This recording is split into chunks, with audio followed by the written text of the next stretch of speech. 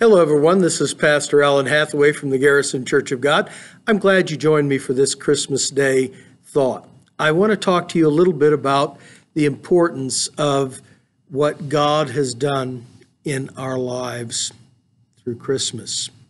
One of the most powerful stories to me comes from the book C.S. Lewis wrote called The Lion, the Witch, and the Wardrobe.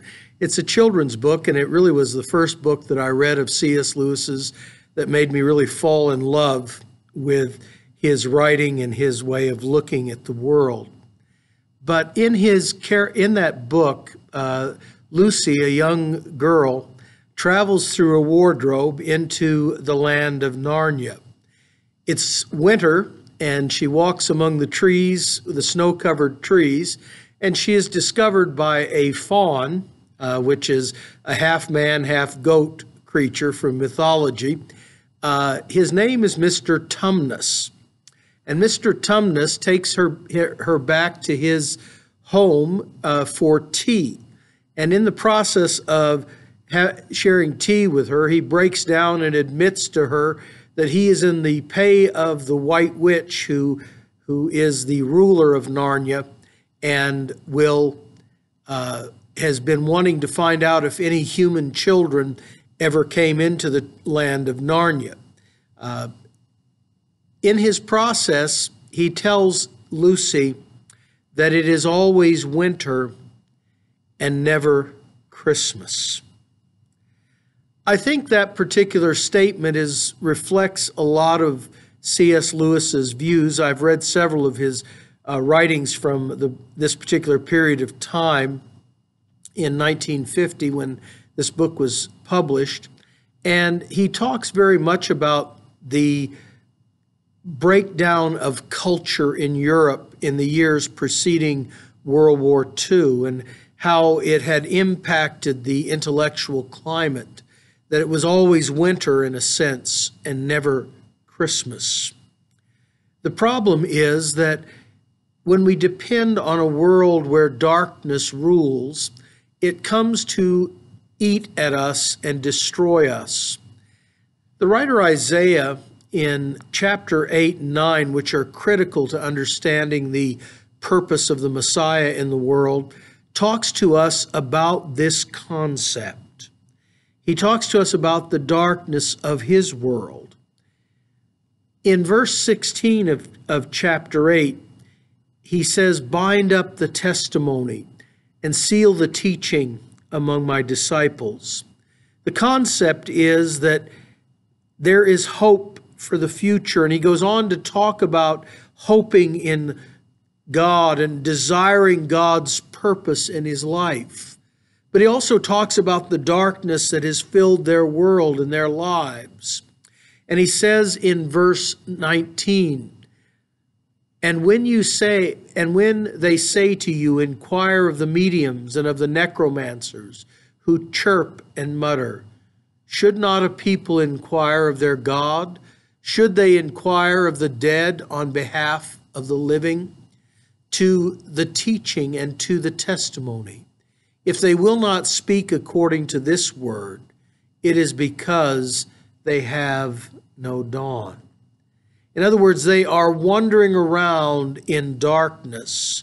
That darkness has filled their hearts and their minds, and they seek after all kinds of things involving occultism and mediums and involving spiritualism.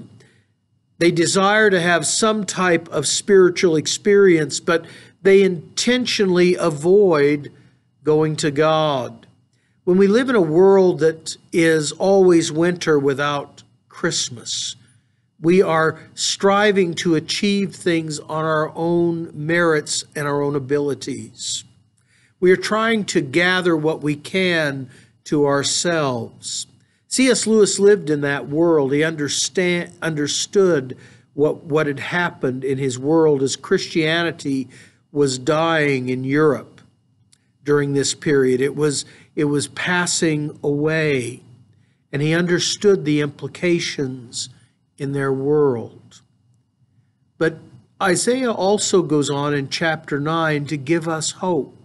In verse 2, it says, the people who walked in darkness have seen a great light. Those who dwelt in the land of deep darkness, on them the light has shone. I like that.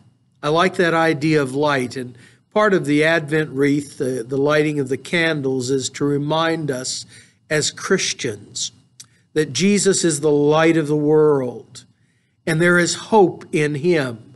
There is hope for the future. There is hope for the present. There is hope because of who Jesus is. We don't have to wallow around in the darkness trying to accomplish things on our own ability spiritually or emotionally. We don't have to trust in our own strength, because Jesus Christ came into the world to transform us, to change everything. And I, as a Christian, am deeply grateful for that. I am thrilled about that. In verse 3 of chapter 9, Isaiah says, you have increased its, meaning the nation's, joy. They rejoice before you as if at harvest. And so we are rejoicing this day. Christmas is a day for us to rejoice.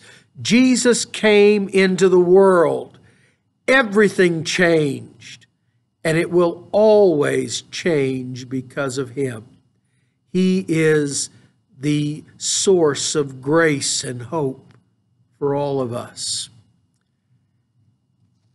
Isaiah concludes this thought in verse 6, which is familiar to all of us.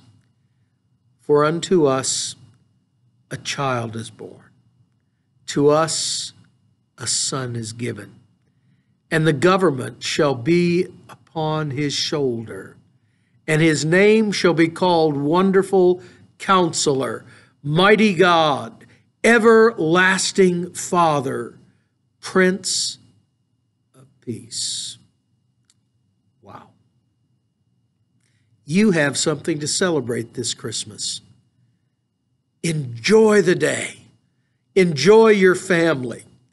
Enjoy because Jesus Christ came into the world and changed everything.